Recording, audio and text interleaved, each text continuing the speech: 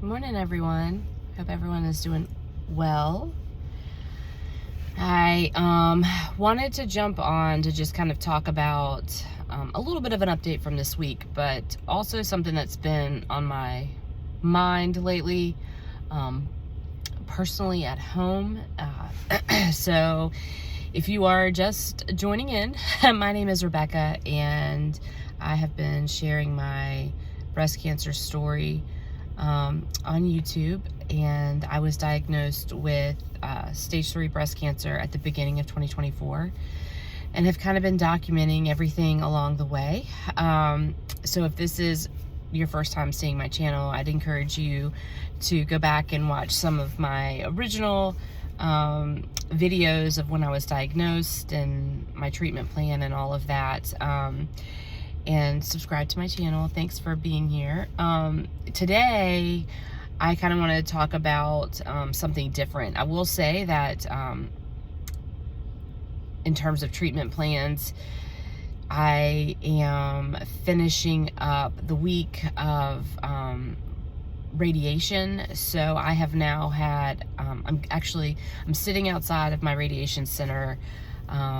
I got here a little bit early, which is why I'm taking the time to film this video. But I will have, in about an hour, I will have finished 7 radiation treatments out of 25. So that seems very crazy to me. I mean, it's gone by really fast. I did meet with my radiation oncologist for the first time since starting radiation on Wednesday. So that was probably, I think, 5 radiations under my belt, or really like on my chest. And at the time on Wednesday, I hadn't had any really noticeable side effects or anything like that. And so I'll meet with him every Wednesday. I will say since then, I'm starting to notice a little bit of irritation in my throat, but I also have a 20-month-old at home, and he's got a little bit of a virus, and he's like congested and all of that. So it may be that. I think my body's just so tired and worn down that I have stayed healthy pretty much through everything in the last year, because we've done a really good job of just being careful about that, which is hard with an infant and 2 children. But it might be catching up. I'm not sure. So I'm going to be vigilant about that over the weekend. But anyways, speaking of my children, that's really why I wanted to film this video. Because as you may know, I have 3 children. I have 2 daughters and a son. When I was diagnosed, my daughters were 10 and 7, and my son was about 10 months old when I first realized that there was an issue. I had my first chemo 2 days after he turned 1, and now my son is 20 months old, and my daughters are 11 and 8. And I was 41 when I was diagnosed. I'm now 42. And I'm saying a lot, sorry. It's hard. I think it's hard when you get cancer in any circumstance, in any part of your life. But I think that there are some unique challenges that you have when you're diagnosed, when you have small children, because they can't take care of themselves. You have to rely on other people to help you raise your kids, which is very hard, especially if you're a type A personality like me. And it has an impact on who your children are and who they will become, and what they see and what they're exposed to. And there is a trauma associated with having, being a young child and watching your parent or your parents go through something traumatic like cancer. And so I've been very aware of that this entire time. It's bothered me this entire time that since I've been diagnosed. It's something that I try to address as I can, but I'm not perfect. I'm not perfect. My husband is not perfect. My family is not perfect. And, you know, the reality of our situation is very hard, and it has definitely taken a toll. And I think I'm starting to see that now manifest in ways that I'm just trying to figure out. We're just, as a family, trying to figure out how to handle it. So kind of going back, you know, when I was first diagnosed, the way that we decided to handle the situation with a 10-year-old and a 7-year-old is we were pretty upfront with them from the beginning, before I even got a diagnosis, because kids listen. I mean, it's hard to have a conversation nowadays, and your kids, I mean, little ears are always paying attention. So my kids were hearing conversations between my husband and myself and my parents, and they knew that mommy was going to the doctor to get tests. And so we were just very upfront with them about that, because I didn't want to lie to them. They're smart. You know, lying is something that's really, and I'll get to this, but lying is one of those things in my house that I do not tolerate. We don't want our kids to lie to us, so we don't lie to them. Now, there are things that you have to use some discretion and just say, listen, I'm not going to talk to you about this right now. But for the most part, we try to be upfront when we're asked direct questions. And so around the time that I was diagnosed, we were asked direct questions. It's very interesting because my oldest daughter, she's very empathetic, and she is probably the reason why we actually are so upfront, because she feels the emotion in the room almost to her detriment. She can read a room and see if someone is upset, and it's like she absorbs those emotions. And for such a tiny child, that is a very big undertaking. And so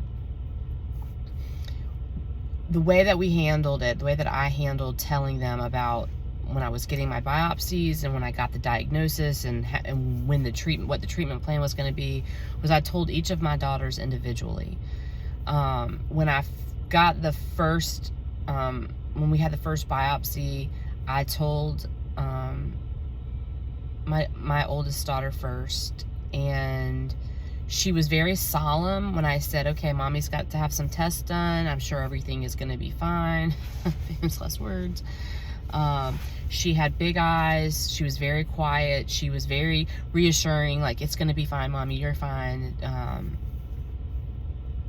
And when I got my diagnosis, she knew I was going in for the biopsy, and she knew when I should hear what the result was. So when I picked her up from school after getting the first time, when we didn't have the full diagnosis, but I knew that it was cancer, I picked her up, and the very first thing out of her mouth was, did you get your biopsy results? Which is so weird hearing from a 10-year-old child, those words. It just takes you aback.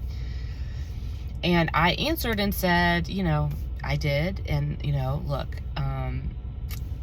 it is cancer, but there's a plan. And immediately she burst into tears and tried not to cry, which is like the hardest thing as a mom, to watch your kid,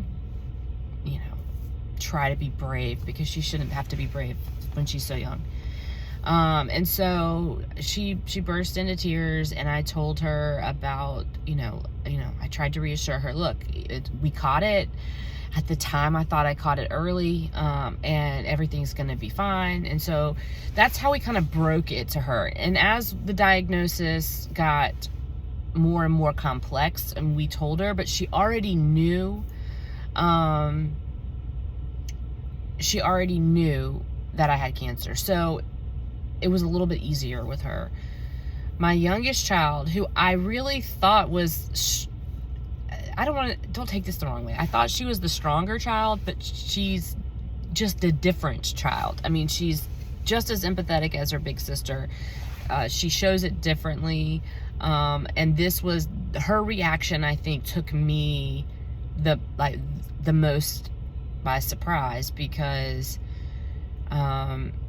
she didn't really, I told her that I had some tests, had to go have a procedure done. She didn't really say anything or react really that much when I told her about that. But when I sat down and told her about the diagnosis, my husband and my other 2 children were not in the house, and I think my oldest was at dance, and my husband was doing all of that stuff, and we were sitting at the kitchen table, and my daughter was doing homework, and I started the conversation like, Molly, mommy had some tests, and she immediately yelled out like, no. And I was like, well, I need to talk to you about the results. And she was like, no. And kind of yelled, cried.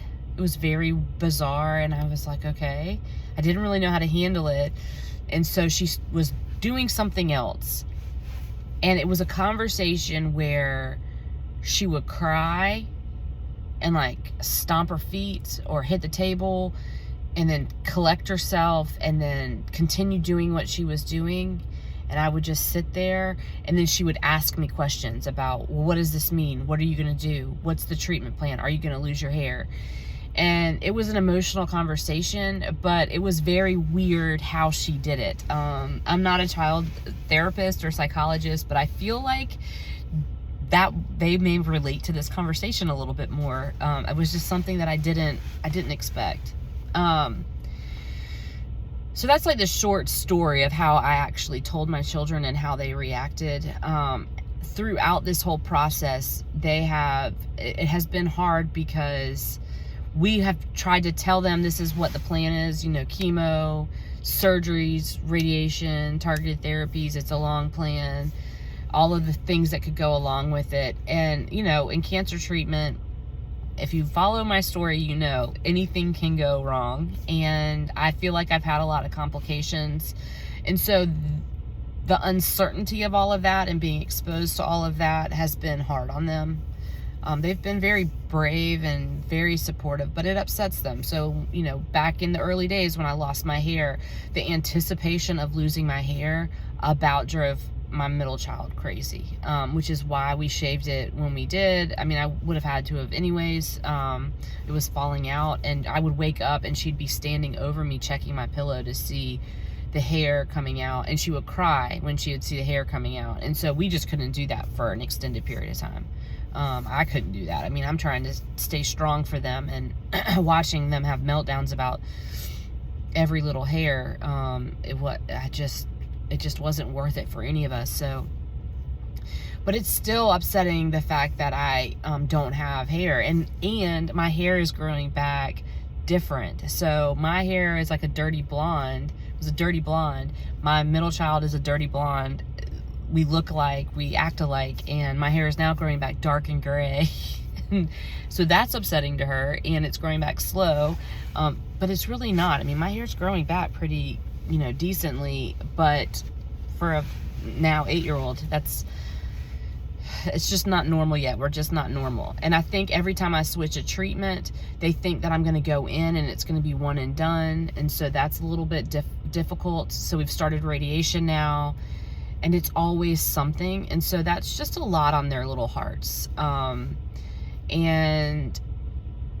it's interesting because they have been troopers through all of this, but in the last couple of months, both of them have been, and I'm really talking about my older children, my 2 daughters, because they really know what's going on. My son was a baby when this happened, and so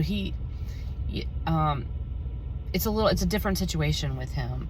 I think it impacts him as well, but I think it's just a different situation. So with my girls, what we've noticed the last couple of months is that they have become more emotional at home. They have become a little bit more disrespectful at home. I don't know about at school. I don't believe so at school, because I think we are very blessed parents. We hear great feedback about our kids from the teachers and friends and things like that. But at home, we are feeling the effects of disrespect and frustration and emotion, and it's almost like this whole year it's just been bubbling up. And right now it's tough at our house because we don't raise our kids to be disrespectful. We don't, we try to be upfront. We try to have consequences. We have high expectations. We're very much of the thought process. Our thought process is that if you set expectations high, your kids will rise to meet them, and that's important to us. And sometimes we may be a little bit tough, but that's just how we are. And I think that's tough for a kid anyways, but having this situation, it's not a normal situation for children. We have that, and then my oldest daughter's 11, so we're getting into that like preteen stage. So I may be overthinking all of this, but I really feel like the stress of the cancer is having an impact on the emotions of our children. And it is tough. We talk to them. My parents talk to them. It is not for lack of communication. I just think it's just manifesting right now, and we're seeing it more at home. I'm trying to figure out ways to deal with it, because you can only ground your children it's interesting. I was talking to my mom the other day about it, and my kids don't have everything that every other child seems to have. They don't have cell phones. They don't have the iPhone, the Apple Watches. They don't have unfettered access to devices. It's not to say that they have Chromebooks at school, and they do have tablets that they haven't used in months, because if you can't trust them, we've had some situations where we've had some lying about what you're doing, and so that's a deal breaker for us. We've taken them away.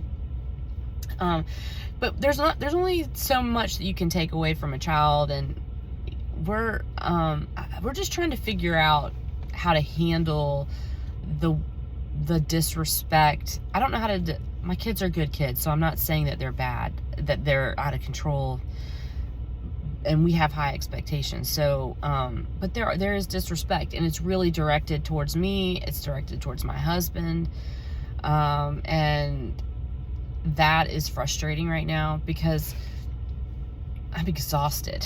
I'm exhausted from treatment, from all of this. My husband is exhausted from really having to hold the burden of me being sick, and he has been the primary caregiver of all three of our children for the better part of a year, and me. So I think we're all just tired, and we're just exhausted. So that's the reality of it. We post pictures of our kids being successful at school and we in sports and church and all of those things, but at home, but the real deal is, it's hard. We're not perfect. We are just trying to figure out how to make our kids into decent, strong adults and God-fearing adults, and we're not. I feel like right now we're just failing at that. And when I say that, I don't mean it as a reflection of my kids. I mean it as a reflection of me, because I'm struggling. I snap at them. I want them to be respectful to me, and I know that it's tough. I'm not perfect all the time, and I don't know.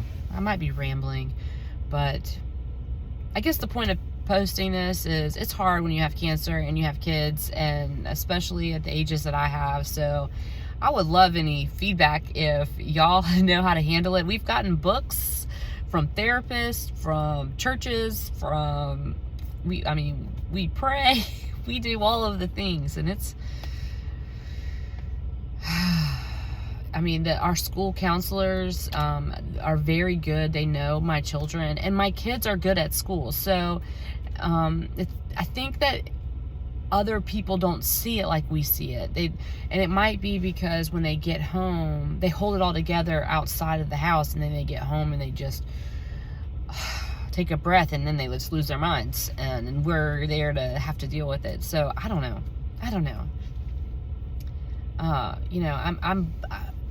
I say all of this, my kids are great kids, but this is what we're going through right now in this season of our life. So if you have been through this and you have kids, and help to give me some feedback on ways that you're communicating and dealing with their stress while you're dealing with your own internal struggles. I love the feedback. But anyways, that was my musings for this Friday. I hope everyone has a blessed weekend. I will touch base next week with more radiation updates and all of that. So thanks for listening to me, guys. Have a great day. Have a blessed weekend. All right.